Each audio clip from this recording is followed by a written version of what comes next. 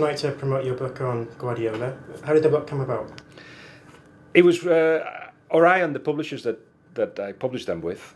I had a book published with them, which was A Season on the Brink, on the famous Istanbul Champions League final 2005, and it went on really well. And since then, we've been looking for something to do together. We never found the perfect theme, and then they suggested Pep Guardiola, and I said, yeah, okay, but only if I can talk to him, because he's not doing any press.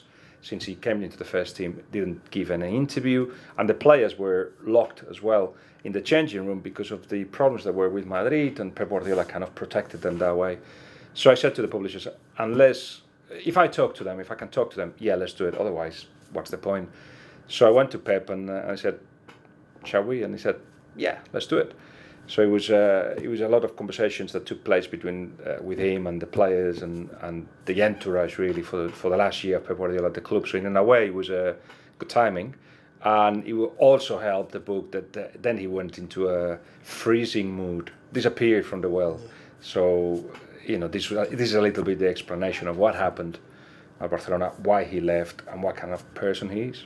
Did you enjoy doing it? Yeah, I started in January last year. There was 6 months of conversations and interviews and so on. You have to fit it in with the daily job. I work for a Spanish newspaper and radio, and I work here for Sky. And so in the middle of all that, you have to fit things in. It is very demanding. That's all you do practically. But then the summer came, and I found a month and a half before and after the European Championships to write it.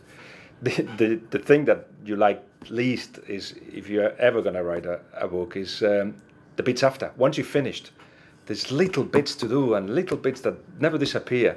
And I think it was Churchill who said, as a baby, when you first start writing a book, it becomes a monster when you are at the end of it. But then the enjoyment came back again once I started the touring with it. It's just been unbelievable. Are you looking forward to the launch tonight? It's gonna be fantastic. The club has accommodated us wonderfully. There's a room with views to the stadium, and I asked at some point Tony Pulis if he will lend me a coach or somebody to help me explain Pep from a different point of view. And he said, "But leave it to me," and disappeared for about 2 weeks. And I thought, he's forgotten. And all of a sudden, it's like, right, you've got Crouchy and Asmi coming to the event. It's like, wow. So I'm looking forward to it. I'm looking forward to see Begovic, and he's famous Bayern fan, isn't he? So what he thinks of Pep and at Bayern, and Crouch has played against Barcelona at a key time of the progression of Barcelona, and it'll be interesting to hear from him as well. Not just about Pep, but about how it works with a young manager that comes in and asks you to do different things, and group dynamics and psychology, and a lot of things that people may not realize that clubs have got in common. Any club in the world. In fact, when Pep Guardiola started in the B team, for him it was like a university, and we're talking about kids, 18 to 20 or 23-year-olds. For him it was like a PhD on football, because everything that happens in a changing room happens everywhere. So hearing from Asmi and from Peter about it, it's going to be fantastic. You mentioned Asmi, yeah? What do you think of him? I see somebody that has got the key thing to actually make it to the top, which is consistency. And I see that he wasn't the same player 2 years ago. There's been a progression, and there's been a jump in the quality, and you can only do that by working hard. You will hear fans and everybody going on like, they can do this, they can do that, they can actually score more goals than this one, or they will take better decisions than coaches. I think it's an easy judgment. Football fans, that's what we do, especially with our team. But at the same time, behind every decision, there is a reason, and behind every progress in a player, there is a reason, and there's a lot of work. And you can see, and I'll be fascinated to hear from him, how that jump came about. You have to have natural talent, a little bit of it. That takes you somewhere.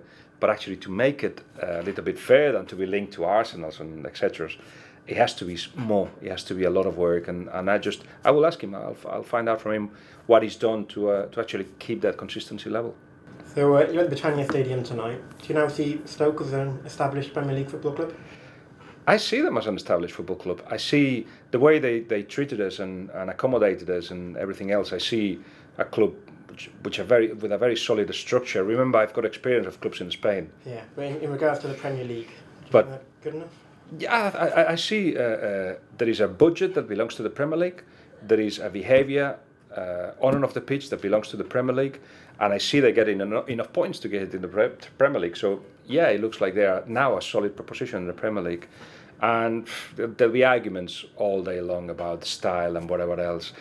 I disagree with the saying in English of the how do you say, the perfect way of playing I don't believe in that. I don't believe that is the right way of playing. It's just another way of playing, one that has made life very difficult to teams when they've come here. And there's this fascinating myth that has been created about Wednesday cold nights in that Stoke. Great myth that will help players.